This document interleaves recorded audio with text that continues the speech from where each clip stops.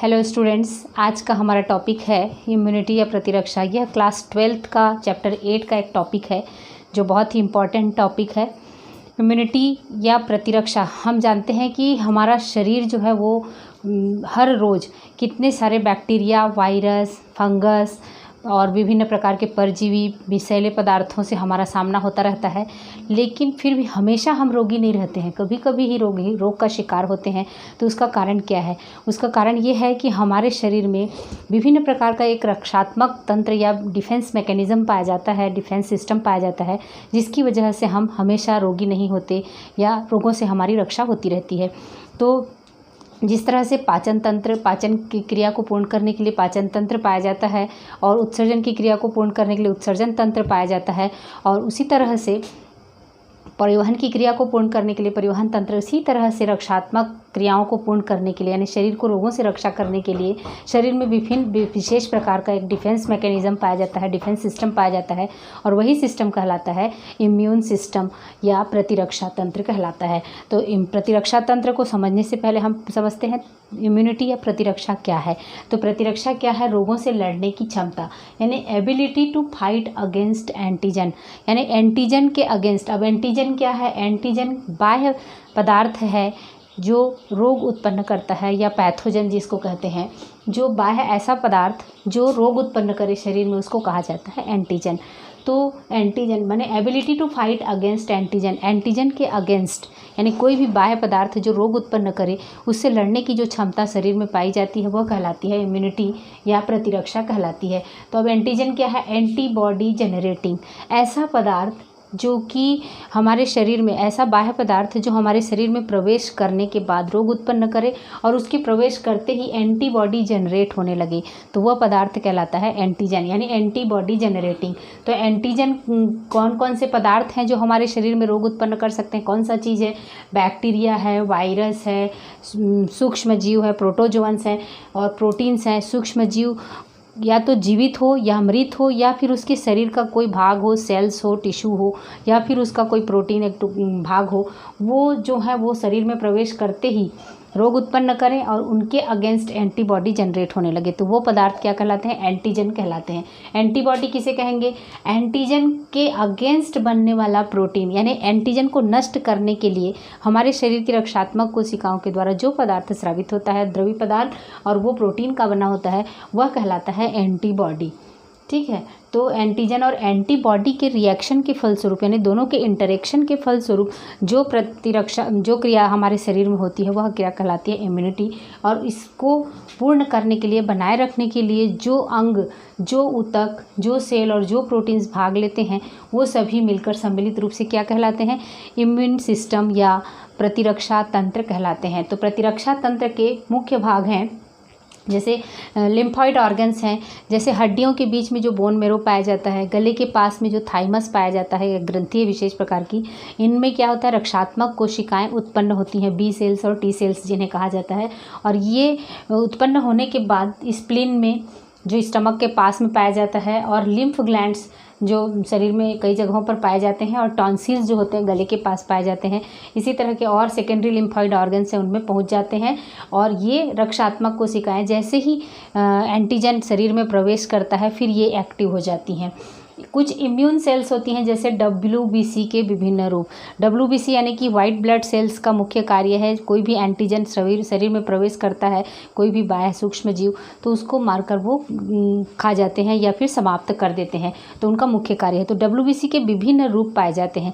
कुछ तो होते हैं जो सीधे उनको मार देते हैं, कुछ होते हैं जो मारकर उनको पचा लेते हैं, कुछ WBC का रूप होता है जो पचाने के बाद जिस प्रकार का एंटीजन बॉडी में आया है उसकी सूचना को वो दूसरे लिम्फॉइड ऑर्गन की बी और टी सेल्स यानी कि दूसरे रक्षात्मक कोशिकाओं को उसकी सूचना देते हैं। कुछ टिश्यूज़ होते हैं और कुछ सॉल्युबल प्रोटीन्स होते हैं जो इस इम्यून सिस्टम या प्रतिरक्षा तंत्र के भाग होते हैं। आगे देखते हैं कि इम्यूनिटी कितने प्रकार की होती है। इम्यूनिटी के प्रकार को पढ़ने से पहले हम देखते हैं कि इम्यूनिटी किस तरह से डेवलप होती है, किस तरह से इम्यून कोशिकाएं या रक्षक कोशिकाएं कार्य करती हैं और एंटीबॉडीज़ का निर्माण करती हैं।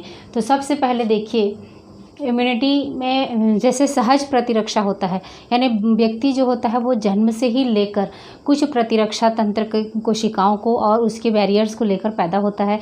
जैसे कि बाह्य या तो शरीर में एंटीजेंस को प्रवेश करने से ही रोक लें, जैसे त्वचा है ना, फिजिकल बैरियर के रूप में या भौतिक अवरोध के रूप में कार्य करते हैं। जैसे कि बाह्य त्वचा है, पूरे शरीर को त्वचा से ढका रहता है, किसी भी प्रकार का एंटीजन उसमें प्रवेश नहीं करता जब तक कि कोई कट मार्क या कोई घाव ना हो जाए, है ना। उसी तरह से शरीर के जितने भी छिद्र हैं, जैसे माउथ है, माउथ के अंदर में जो कैविटी उपस्थित है उसमें म्यूकस की मेम्ब्रेन है। उसी तरह से एलिमेंट्री कैनाल में म्यूकस की मेम्ब्रेन है। जितने भी ऑर्गन्स में म्यूकस की मेम्ब्रेन्स पाई जाती हैं वह भी फिजिकल बैरियर का काम करती हैं। माइक्रोब्स यदि बाई चांस मुंह में चला भी गया है तो अंदर एलिमेंट्री कैनाल को छेद कर अंदर ना प्रवेश करे और टूल के साथ में बाहर निकल जाए। लेकिन फिजिकल बैरियर काम नहीं करता है तो फिर केमिकल बैरियर उसके बाद में आता है। ये सब क्या होते हैं, जन्म से ही प्राप्त होते हैं। जैसे कि मुंह में बैक्टीरिया कुछ पाए जाते हैं, कुछ कीटाणु पाए जाते हैं। उसी तरह से आमाशय में पाए जाते हैं HCl जो पाया जाता है वो बैक्टीरिया को नष्ट करता है। आंसू में पाए जाते हैं।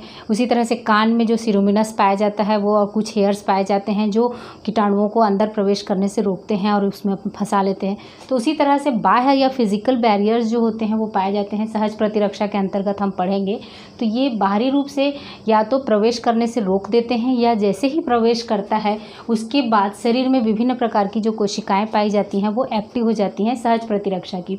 तो सहज तरीके से जो WBC की कोशिकाएं होती हैं वो पूरी तरह से पहले कोशिश करती हैं कि वो एंटीजेंस को मारकर समाप्त कर दें। यदि वो समाप्त नहीं कर पाती हैं तब जाकर वो लिम्फॉइड ऑर्गन्स की T सेल और B सेल्स को सूचना देती हैं ताकि ये एंटीबॉडीज़ का निर्माण कर सकें। तो सबसे पहले तो क्या होता है कि त्वचा के द्वारा फिजिकल अवरोध या फिजिकल बैरियर, भौतिक अवरोध काम करता है। उसका और डिटेल अच्छे से पढ़ेंगे किस तरह से त्वचा जो है एक फिजिकल बैरियर की तरह कार्य करता है और एंटीजेंस को बॉडी में प्रवेश करने से रोकता है।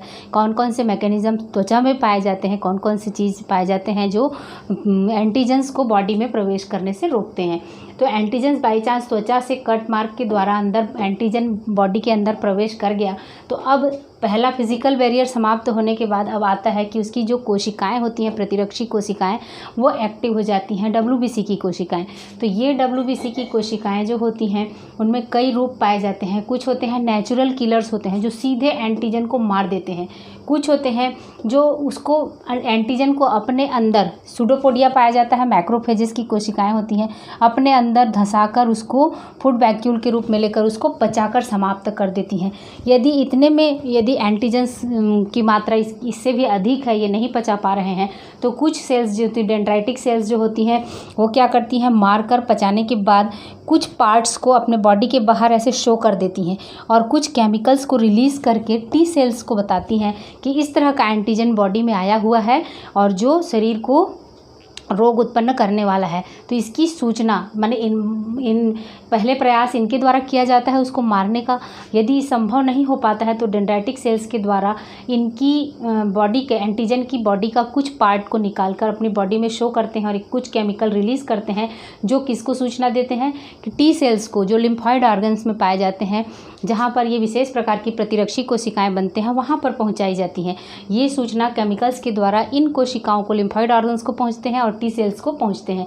तो अब ये T सेल्स स्वयं तो एंटीबॉडी का निर्माण नहीं करते हैं, लेकिन यहाँ से जो एंटीजन के रंग रूप और उसके हुलिये की जो सूचना है वो T सेल्स लेकर किसको देती हैं, B सेल्स को देती हैं। और ये B सेल्स जो हैं फिर विशेष प्रकार का इस एंटीजन के स्पेसिफिक एंटीबॉडी को, जिस प्रकार का एंटीजन आया है, जिस प्रकार का प्रोटीन उस एंटीजन में उपस्थित है, उसी के अगेंस्ट विशेष उसी पे जाकर फिट हो और उसको मार कर गिराए, ऐसा वाला माने मिसाइल की तरह एंटीबॉडी जो है वो तैयार करती हैं B सेल्स।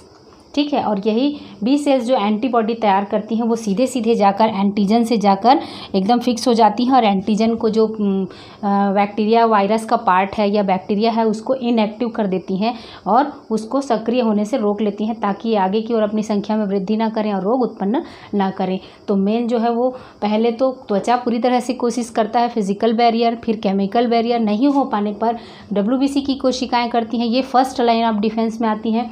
उसके बाद जो प्रतिरक्षी कोशिकाएं जो होती हैं वो तीसरी लाइन की सुरक्षा पर आती हैं। जो प्रतिरक्षी कोशिकाएं होती हैं लिम्फॉइड ऑर्गन्स में जो डेवलप होती हैं वो थर्ड लाइन ऑफ डिफेंस के अंतर्गत आती हैं। तो सबसे पहले त्वचा की कोशिकाएं कोशिश करती हैं, त्वचा जो है अंदर आने से रोकती हैं। अंदर आ भी गया तो इन WBC की सेल्स के द्वारा कोशिश किया जाता है कि एंटीजन को मारकर समाप्त कर दिया जाए। इनके द्वारा संभव नहीं हो पाता है तो उसकी सूचना को यहाँ तक पहुँचाया जाता है T सेल तक।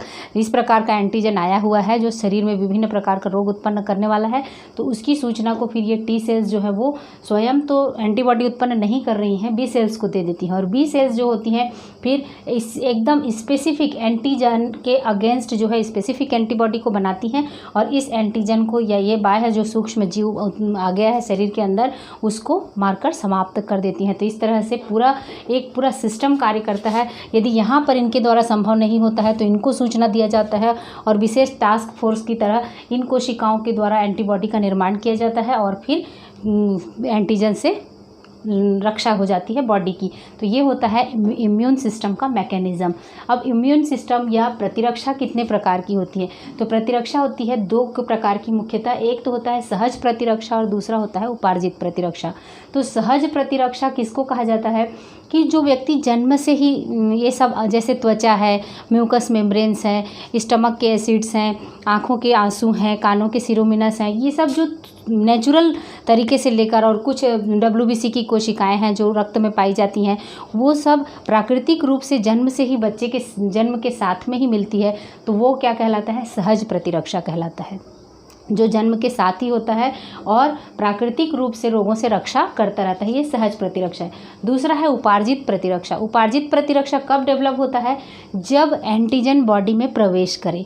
जब तक एंटीजन बॉडी में प्रवेश नहीं करता है अंदर की ओर और ये प्राथमिक सुरक्षा की लाइन जो होती है वो लड़कर रक्षात्मक कोशिकाएं लड़कर एंटीबॉडी से थक नहीं जाती, तब तक दूसरा एडॉप्टिव जो प्रतिरक्षा है वो डेवलप नहीं होता है। तो B सेल और T सेल के द्वारा जो उत्पन्न प्रतिरक्षा है, एंटीबॉडी का निर्माण है, वो कहलाता है एडॉप्टिव रेजिस्टेंस या उपार्जित प्रतिरक्षा। तो एडॉप्टिव रेजिस्टेंस या उपार्जित प्रतिरक्षा एंटीजन के प्रवेश करने के बाद एंटीबॉडी के निर्माण होने की प्रक्रिया क्या कहलाती है? उपार्जित प्रतिरक्षा कहलाती है, जो एकदम स्पेसिफिक होती है। मतलब कोई स्पेसिफिक एंटीजन के लिए। और सहज प्रतिरक्षा कई प्रकार की, सभी प्रकार के जो बैक्टीरिया, वायरस, सूक्ष्मजीव और जितने भी प्रकार के टॉक्सिक सब्सटेंसेस सभी के अगेंस्ट जो है वो सहज प्रतिरक्षा डेवलप होता है। स्पेसिफिक जो होता है वो कोई विशेष, जैसे कोरोना वायरस है, कोरोना वायरस ही प्रवेश करेगा तो कोरोना वायरस के अगेंस्ट उसमें जिस प्रकार का प्रोटीन पाया जा रहा है उसी के अगेंस्ट ही एंटीबॉडी का निर्माण होगा, तो वो कहलाएगा स्पेसिफिक टाइप का, वो होगा एडॉप्टिव। ठीक है, तो एडॉप्टिव भी 2 प्रकार का होगा या अर्जित किया जाता है। जन्म के बाद इसको अर्जित किया जाता है। कोई एंटीजन बॉडी में प्रवेश कर गया, उसके बाद जैसे कोरोना वायरस बॉडी में यदि प्रवेश कर जा रहा है और उसके अगेंस्ट यदि एंटीबॉडी एक बार डेवलप हो जा रहा है तो उसके बाद नेक्स्ट टाइम दूसरी बार जब कोरोना वायरस का अटैक बॉडी पर होगा तो ये एंटीबॉडी यहाँ पर जो निर्मित हो चुका है अर्जित B सेल्स और T सेल्स के द्वारा, तो इनमें कुछ तो मारकर गिरा देती हैं और कुछ B सेल्स जो होती हैं वो मेमोरी के रूप में इसको याद करके रख लेती हैं कि इस प्रकार का एंटीजन बॉडी में आया था। जैसे ही दोबारा वो एंटीजन का प्रवेश, जैसे कोरोना वायरस का प्रवेश दोबारा आ जाएगा, प्रवेश हो जाएगा बॉडी में, तो वो तुरंत ही वो बहुत तेज़ी से एंटीबॉडी का निर्माण करने लगेंगी और हमारी रोगों से रक्षा हो जाएगी या कोरोना वायरस को हम हरा लेंगे। तो इसी तरह से जो उपार्जित किया गया प्रतिरक्षा है वो कहलाता है अर्जित प्रतिरक्षा या उपार्जित प्रतिरक्षा या एडॉप्टिव रेजिस्टेंस। तो ये एडॉप्टिव इम्यूनिटी जो है वो 2 प्रकार की होती है। एक तो एक्टिव होती है और दूसरी पैसिव होती है। एक्टिव जो होती है एंटीजन के शरीर में आने पर विकसित होती है और स्पेसिफिक होती है एंटीजन के शरीर में आने पर होती है। और पैसिव क्या होती है? पूर्व निर्मित एंटीबॉडी को शरीर में डाला जाता है। माने इसमें रक्षात्मक कोशिकाओं को कोई मेहनत करने की ज़रूरत नहीं होती है, सीधे सीधे एंटीबॉडी को शरीर में इंजेक्शन के थ्रू डाल दिया जाता है। मिसाइल की तरह एंटीबॉडी कार्य करती हैं, सीधे इंजेक्शन के द्वारा डाला जाता है, सीधे एंटीजन पर कार्य करती हैं और यहाँ पर तुरंत ही फास्ट एक्शन होता है। इंजेक्शन के द्वारा एंटीबॉडी डाल दिया जाएगा तो फास्ट एक्शन होगा और कुछ ही दिनों में फास्ट एक्शन होगा, लेकिन वो कुछ दिनों और कुछ माह के लिए ही डेवलप होता है। जबकि एक्टिव एडॉप्टिव इम्यूनिटी क्या होगा?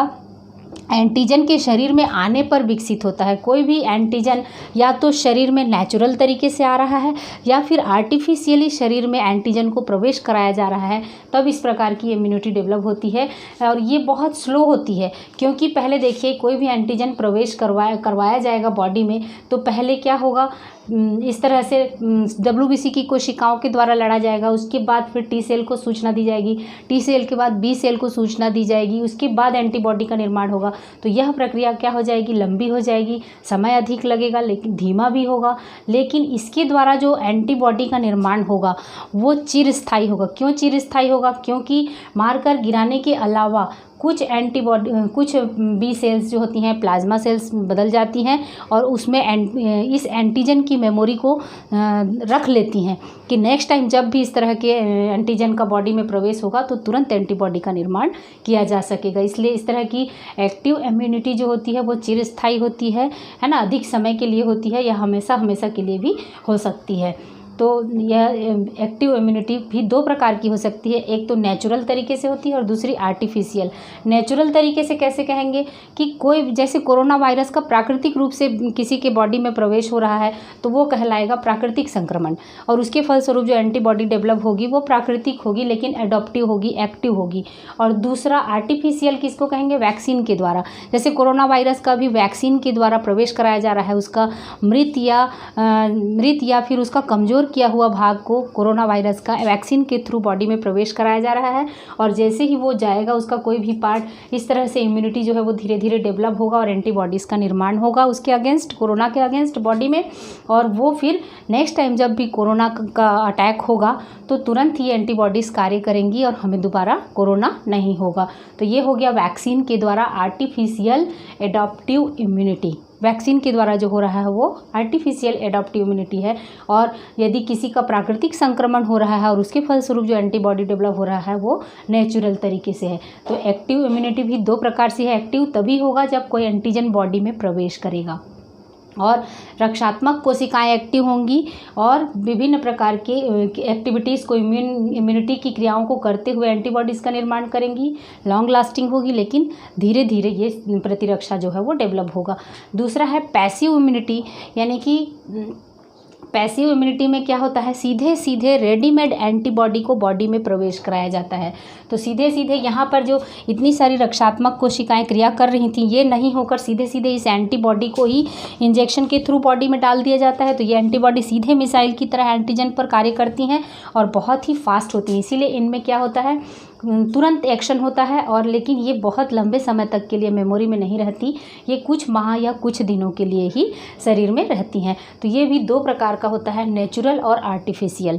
पैसिव इम्यूनिटी भी दो प्रकार से होता है, नेचुरल और आर्टिफिशियल। नेचुरल में क्या होगा, जैसे माँ से प्लेसेंटा के द्वारा, माँ के गर्भ में जो भ्रूण होता है वो प्लेसेंटा के द्वारा माँ के शरीर में जो एंटीबॉडी बना रहता है वो बिना किसी प्रयास के अपने आप उसे मिल जाता है, इसलिए इसको क्या कहा जाता है, पैसिव इम्यूनिटी कहा जाता है। और दूसरा, जैसे माँ का प्रथम दूध होता है कोलेस्ट्रम, उसमें भी एंटीबॉडीज़ होती हैं जो बच्चे को नेचुरल तरीके से मिल जाती हैं। तो ये होता है नेचुरल इम्यूनिटी, पैसिव इम्यूनिटी। इसमें एक्टिव इम्यून सेल्स को किसी भी प्रकार का काम करने का ज़रूरत नहीं है, सीधे सीधे माँ से बच्चे को और माँ से भ्रूण को मिल जा रहा है, इसीलिए यह प्रक्रिया जो है वो नेचुरल पैसिव इम्यूनिटी के अंतर्गत आएगी। दूसरा है आर्टिफिशियल तरीके से एंटीबॉडी का, जैसे टिटेनस का है। टिटेनस जैसे रोगों के लिए सीधे सीधे सीरम, एंटी टिटेनस सीरम, यानी कि एंटीबॉडीज़ को सीधे बॉडी में इंजेक्ट किया जाता है और टिटेनस से रक्षा हो जाती है। जैसे विनम, सांप के जहर को मारने के लिए तुरंत जो एंटी विनम दिया जाता है वो भी क्या होता है, एंटीबॉडीज़ ही होता है जो सीधे सीधे बॉडी में प्रवेश कराया जाता है इंजेक्शन के थ्रू। जैसे सांप के जहर को किसी दूसरे अन्य एनिमल्स के बॉडी में प्रवेश कराया जाता है और एंटीबॉडी डेवलप किया जाता है, फिर जैसे घोड़े में डाला जाता है, सांप के जहर को घोड़े में प्रवेश कराया जाता है और घोड़े के शरीर में एंटीबॉडी को डेवलप किया जाता है, फिर वो एंटीबॉडी इंजेक्शन के माध्यम से शरीर में, लोगों के शरीर में इंजेक्ट किया जाता है ताकि तुरंत ही फिर वो एंटी विनम जो है वो विनम या सांप के जहर को, उसकी क्रिया को समाप्त कर देता है। तो ये हो गया आर्टिफिशियल पैसिव इम्यूनिटी। तो अब इम्यूनिटी के टाइप हम देख लेते हैं, एक बार रिवाइज कर लेते हैं। एक्टिव इम्यूनिटी और इननेट इम्यूनिटी यानी कि सहज प्रतिरक्षा, अर्जित प्रतिरक्षा। सहज जो होती है जन्मजात प्राप्त होती है, बच्चे अपने जन्म के साथ ही लेकर पैदा होते हैं, उसको सहज कहते हैं। ये वाइड रेंज ऑफ पैथोजेंस यानी कि किसी भी प्रकार के पैथोजेंस के लिए, बैक्टीरिया, वायरस, जो भी कोई भी माने जो हर रोज़ हमारा सामना हो रहा है, उन सब से रक्षा करने के लिए जो प्रतिरक्षा काम करता है वो सहज प्रतिरक्षा कहलाता है। उसके बाद अर्जित प्रतिरक्षा या उपार्जित प्रतिरक्षा, एडॉप्टिव इम्यूनिटी, कोई भी एंटीजन बॉडी में प्रवेश करने के बाद जो डेवलप हो रहा है वो क्या कहलाता है, एडॉप्टिव इम्यूनिटी। एडॉप्टिव दो प्रकार की है, एक्टिव और पैसिव। एक्टिव इम्यूनिटी में एंटीजन के शरीर में आने पर विकसित होती है, जबकि पैसिव इम्यूनिटी में क्या होता है, एंटीबॉडी रेडीमेड होता है, उसको डाल दिया जाता है। एक्टिव फास्ट होती हैं लेकिन लॉन्ग लास्टिंग होती हैं। पैसिव जो होती हैं वो, एक्टिव जो होती हैं स्लो होती हैं और लॉन्ग लास्टिंग होती हैं। पैसिव जो होती हैं वो फास्ट होती हैं लेकिन कुछ ही दिनों के लिए होती हैं। अपन इसमें देख चुके हैं कि एक्टिव में नेचुरल तरीके से जैसे प्राकृतिक संक्रमण से हो रहा है और आर्टिफिशियल तरीके से वैक्सीन के द्वारा होता है।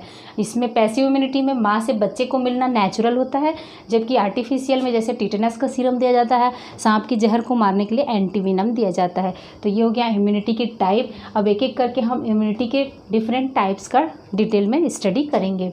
तो नेक्स्ट वीडियो में हम देखते हैं इननेट इम्यूनिटी क्या है या सहज प्रतिरक्षा क्या है, कौन से पार्ट जो होते हैं शरीर के सहज प्रतिरक्षा के अंतर्गत आते हैं और किस तरह से सहज प्रतिरक्षा क्रिया की फलस्वरूप इम्यूनिटी डेवलप होती है बॉडी